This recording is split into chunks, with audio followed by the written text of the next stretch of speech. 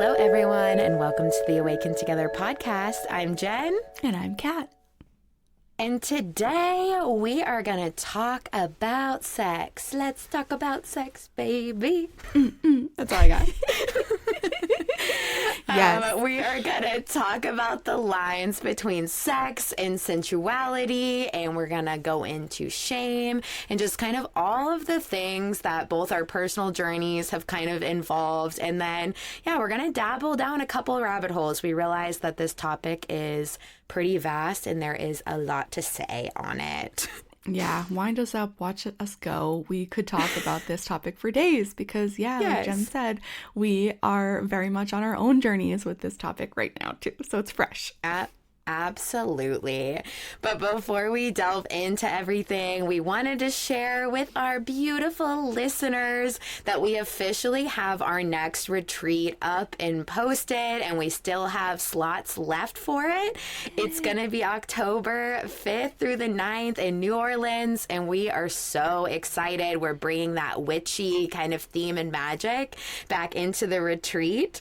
So you can expect yoga. We have the coolest Airbnb really close to downtown. We're going to be doing in-town excursions. We're going to be doing a lot of meditations and deeper healing workshops, and then tapping into our inner witch. Yeah, it's going to be so freaking magical, and we're stoked because New Orleans, if you're not familiar, it's the hub of voodoo culture in America, so it's really the perfect destination for our coven.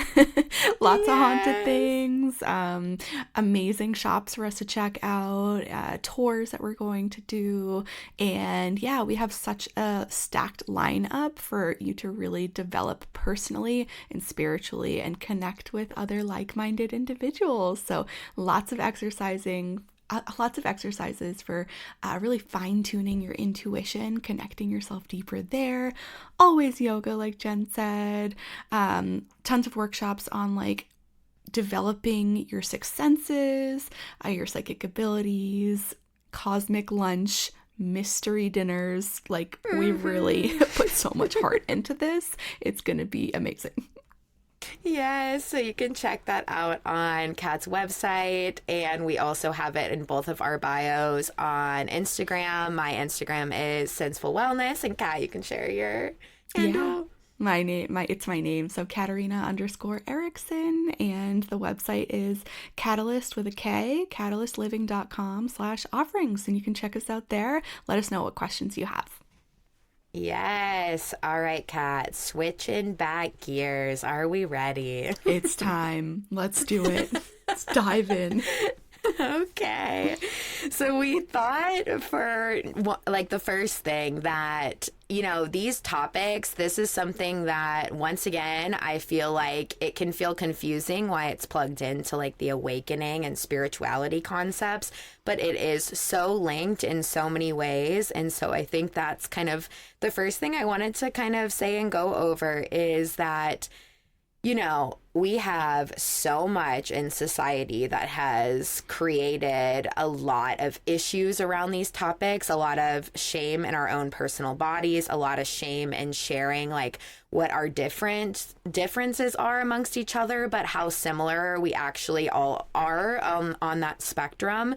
But there can be so much shame if you don't fit the narrative of what is advertised. It can be really hard to admit what you like, what you don't like, what you can say, what you can't say. And I think, there's this beautiful correlation that happens when you start working on healing the inside of yourself and you start looking at that mind and body connection. You start figuring out like what stories you're really holding on to that are limiting and boxing you in and holding you down and creating those patterns of you staying less than and not asking for more. And the more you kind of expose those layers, I think a lot of themes around, sensuality, sexuality, intimacy, vulnerability all kind of naturally fall onto the plate because it's exposing things. And in a culture where that's often kind of seen as a like more hush thing, or you talk about it when it kind of like make sense, but you're scared to talk about things that are hard and like difficult maybe, or that you feel like, yeah, some shame around, like something like maybe people won't understand this, when in reality, every single thing you're experiencing is definitely going to be normal unless there's like actual pain problems happening.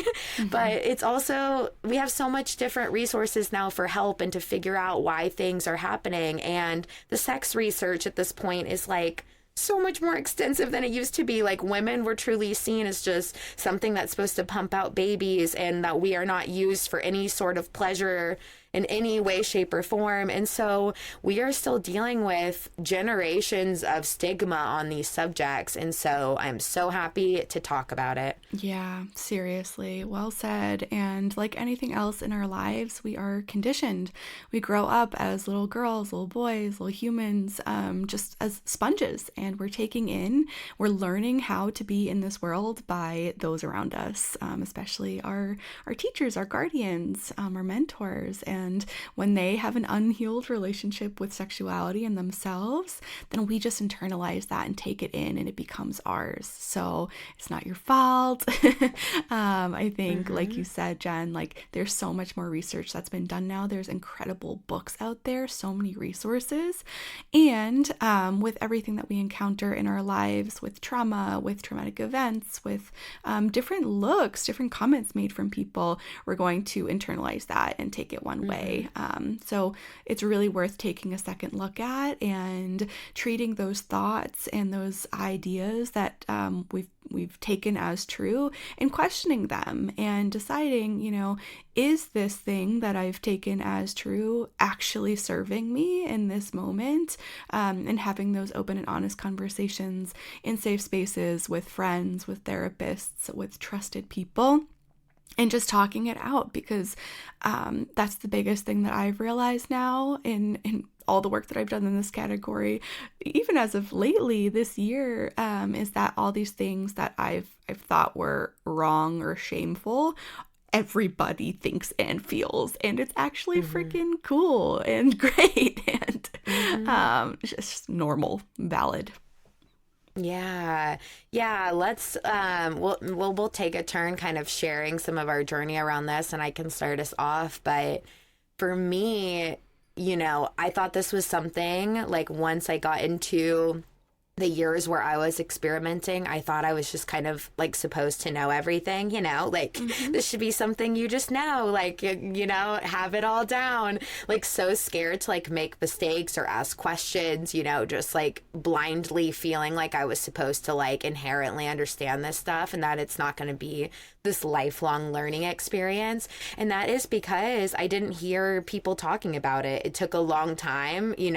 I think basically my exposure to it would have been just through like celebrity culture and just who's with who. Like it was just, I learned it in such a weird way because it wasn't like laid out like normally within my household. But also I had religion trauma within all of this as well. So sex was kind of exposed to me, and luckily I didn't really like drink the Kool-Aid on this stuff, because it was like it never quite landed great with me.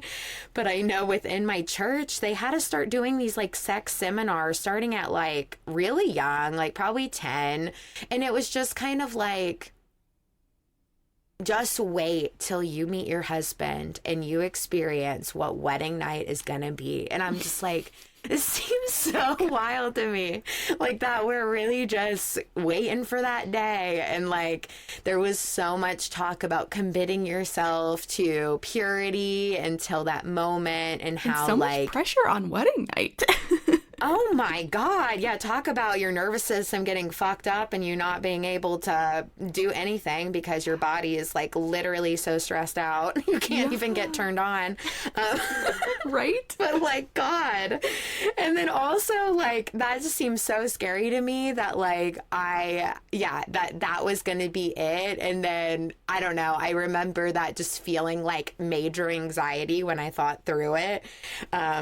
Yeah, we didn't even have sex on our wedding night. Like, unpopular thing to say, but like, you didn't Oh my God. See, like, until we talk about it, I had some guilt around that for a while, but we were freaking exhausted. Like, let's be real. I was so tired. I told Danny, I was like, I am taking a bath and like, I'm so tired. It's like 2 a.m. Like, Seriously. real talk. Yeah, real talk. Real. Yeah. So anyway, it's absolutely like wild, like me trying to piece all these little things together. Like there was so much talk about, really kind of like not trusting your body, that your body belonged to God, that your body will then belong to your husband. It was like never this empowering, like figure your own body out. So it was not even like an instinct to start exploring that. I was like terrified of like getting to know my body. And the more attention I put on my body, I felt like I was doing something very wrong. Like this is not where my focus is supposed to be. So yeah, it was just something I really didn't explore. So naturally, when I did start having sex, like I hadn't even figured out a lot about my own body at that point. So it was just so sad to like look back in retrospect that like I'm giving the power into everyone else figuring myself out because I didn't even have the safety to really get to know myself in that way. So it definitely was like a journey between my very first time, like feeling like, okay, well now I really got to marry that man because I've already like done it. Like I got to like make sure this works. Tons of pressure on that, like so much guilt. And when you learn how guilt and shame kind of plays into the safety of your own body and like, I would have never in a million years thought to be like, I don't really like that, maybe try something else. Like, can we not keep going back to that? Like, I would have never in a million years even thought that was a possibility. Yeah, like, it just would not have crossed my mind. With your throat chakra, like the pelvis, it's like the blockages and, so much about that. Yeah, and our whole freaking nervous system of feeling safe. Like, truly, it's like wild to see the connection later, but yeah, it took so many years of, really going through the process of like hating myself and looking for validation through sex and really the validation through what that person wanted to offer and give me, not really any say in my own journey. And it took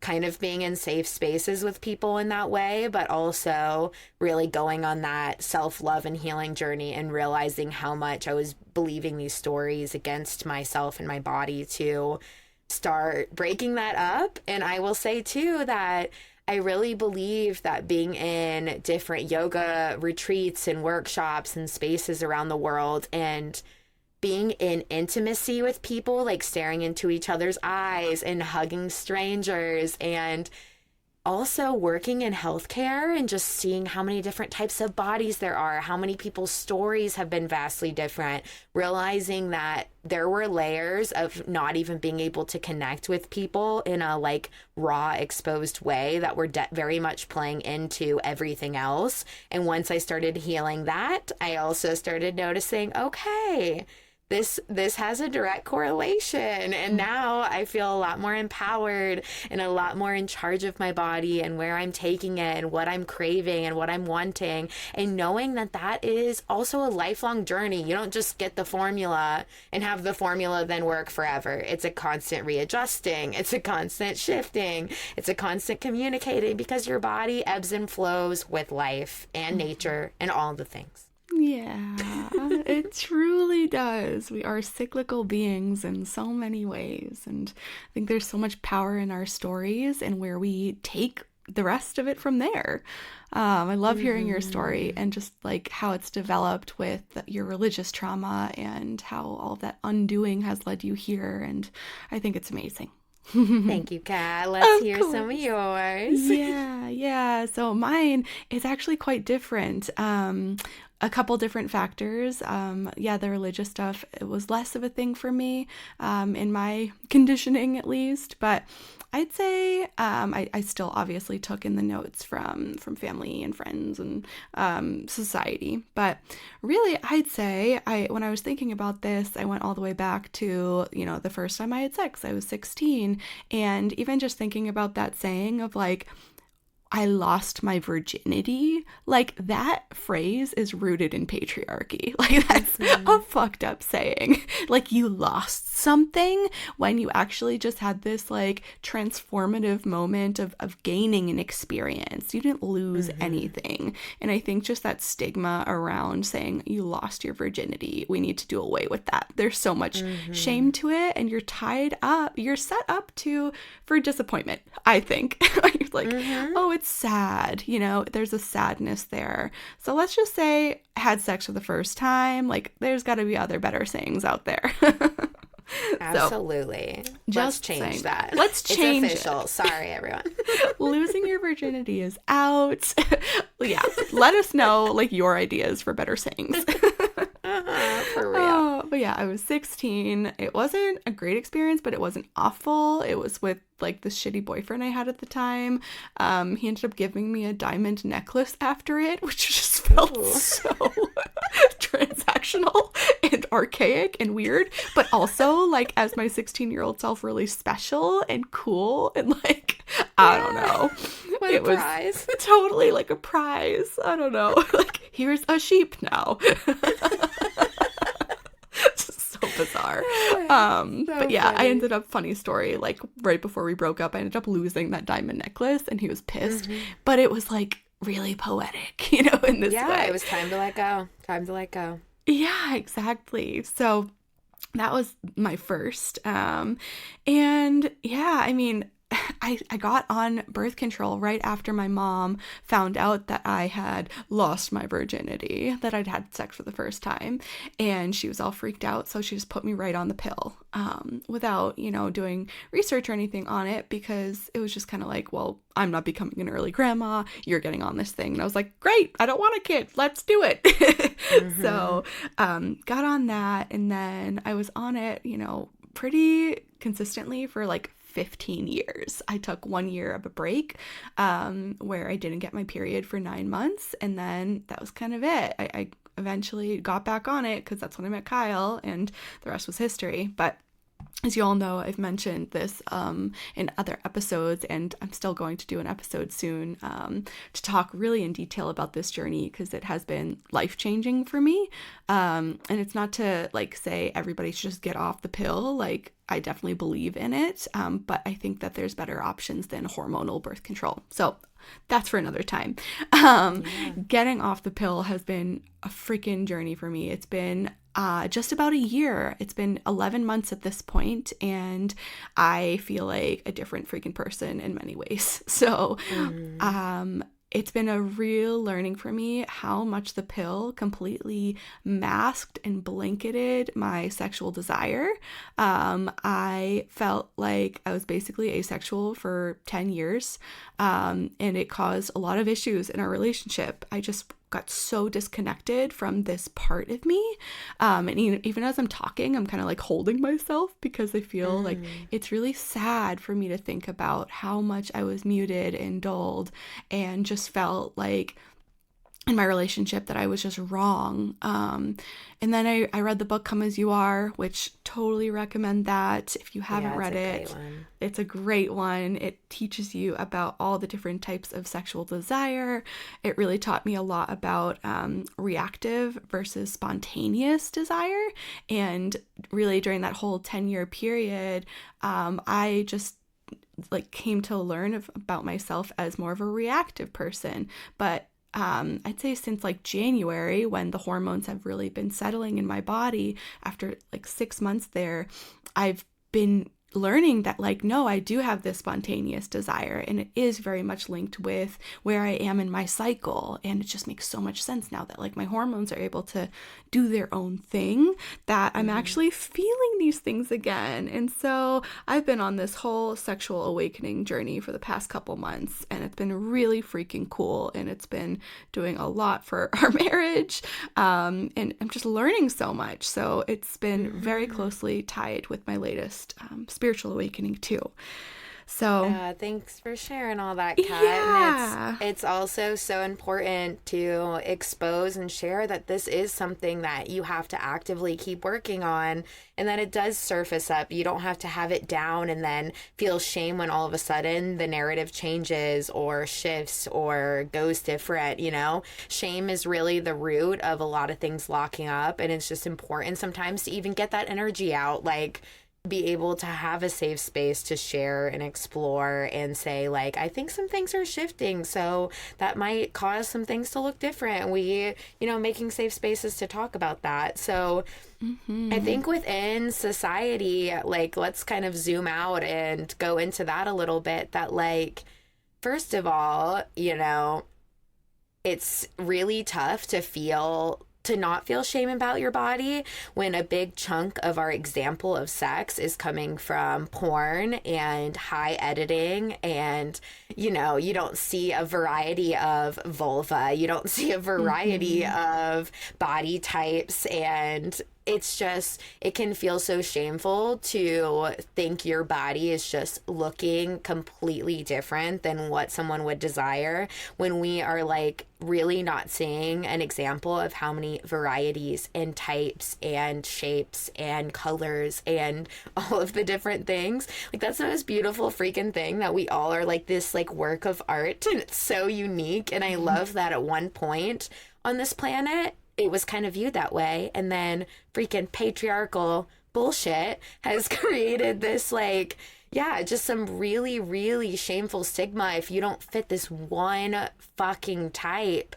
And because of that, you're like, oh shit, like mine doesn't look like that, or this doesn't look like that, or oh my God, Mm-hmm. am I like, yeah, so different than everybody else?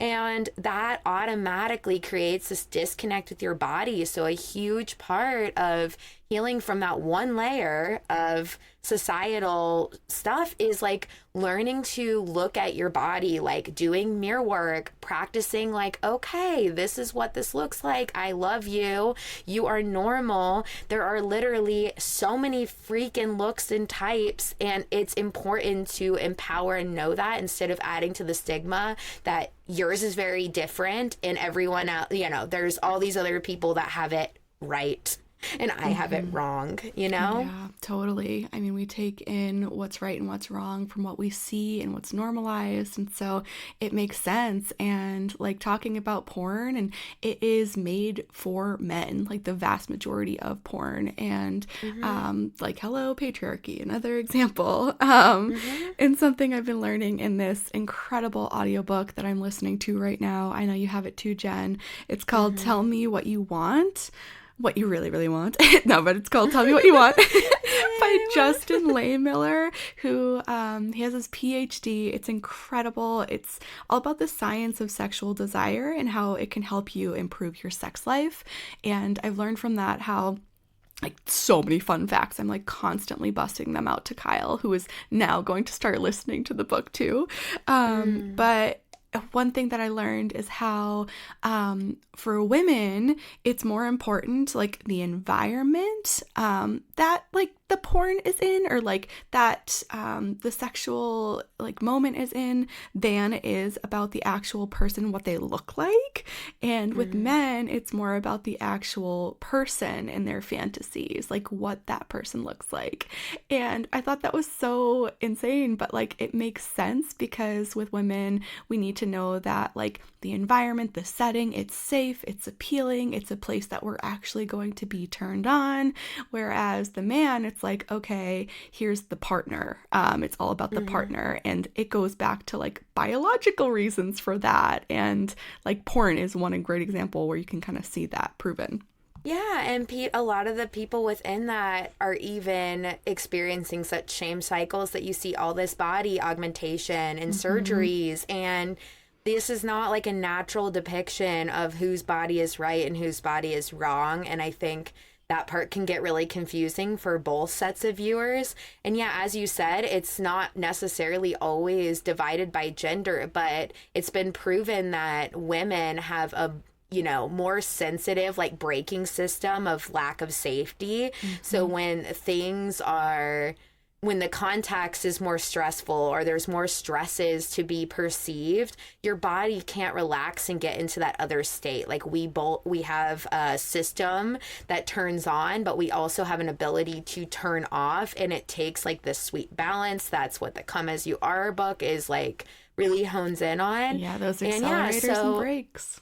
Yes. And this is like so connected for me personally with understanding the senses and my mind and body connection, and realizing that this still leads to the same homework as so many other episodes we have talked about of regulating your own nervous system, figuring out like what makes you feel a sense of calm, learning how to plug into those things. So then your body's natural state is going to more likely match what it's deeply craving, instead of the fears being louder, the story being louder, the easy stress system coming online because nothing is feeling safe. It kind of comes down to that same homework of breath work, mindfulness, self-love, mirror work, learning to hold and touch yourself without loud voices coming in and telling you not to do that. Like that correlates, you know? Absolutely. And it's also normal that that's happening, because it makes so much freaking sense when you look at everything.